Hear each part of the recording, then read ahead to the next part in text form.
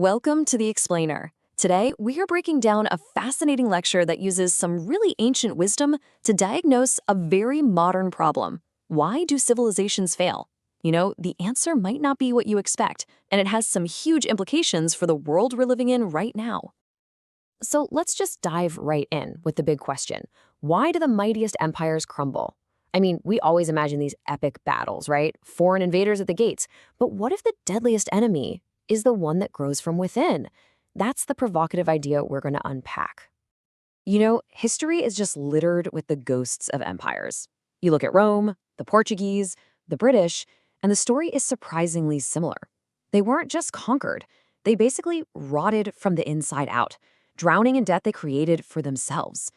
It's a pattern that honestly should make us all pay very close attention to what's happening around us today. So what's the first domino to fall? Well, according to this analysis, it's not some complex geopolitical issue. No, it's something much more primal, much more personal. It's the sickness of greed. The source for this finds a really powerful diagnosis in the Quranic chapter of At-Takathur. It describes a society that's obsessed with one-upmanship, this relentless race to acquire more, where for every winner, there has to be a loser. Does that sound familiar at all? And here's where it gets really, really interesting. This engine of destructive greed, it has a name, riba, or usury. See, it's a system where debt just grows on itself, creating this financial house of cards that is just destined to collapse. It's the same force that brought down empires in the past, and it is a cornerstone of our modern economy. Okay, but the damage doesn't just stop at the economy. Once greed takes root, it starts to poison something even more fundamental, the trust that actually holds a society together. Think about a healthy community like a fortress, right? Its walls are built from trust and a shared sense of purpose. But when suspicion and slander are allowed to fester, well, those walls start to crumble, and that leaves the entire community vulnerable. And listen, these are not just abstract ideas. The Quranic chapter Al-Humazah actually names the specific tools of this destruction: mockery, slander, backbiting. I mean, we've all seen how these poisons can tear apart relationships, but just imagine the damage they can do to an entire society. Okay, now let's switch gears and look at a story that a lot of people think they know, the miracle of the elephant from Surah Al-Fil. But what if the common understanding of this story is not just wrong, but dangerously wrong? The story is absolutely epic. You have this seemingly unstoppable army, complete with war elephants, marching on Mecca. The people are totally defenseless. And then, out of nowhere, a miracle. Flocks of birds just descend from the sky and annihilate the invaders. A clear-cut case of divine protection, right?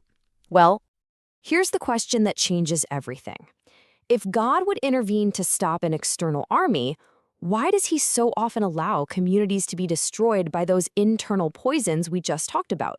Why let them tear themselves apart from the inside?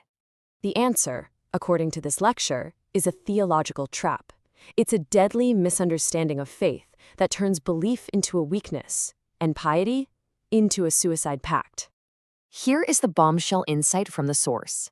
The miracle wasn't for the people of Mecca. It was not a reward for their righteousness. It was about protecting a sacred space for a future purpose. The people? They were basically just bystanders. And this misunderstanding, it leads to a really dangerous idea called Jabariya, or fatalism. It's the belief that, we're all just actors in a pre-written play, so there's really no point in trying to change the script. Whatever happens, happens. It's God's will. And look, this is not just some theoretical problem. When the Mongol hordes swept across the Muslim world, many communities, armed with this exact fatalistic belief, they just gave up. They saw no point in fighting back. Their only duty, they believed, was to accept their own destruction. The consequences were catastrophic. Entire civilizations were wiped out, not by a superior army, but by a flawed idea. It's a terrifying reminder that the most dangerous enemy is often a lie we tell ourselves, a lie that convinces us to open the gates and welcome our own demise.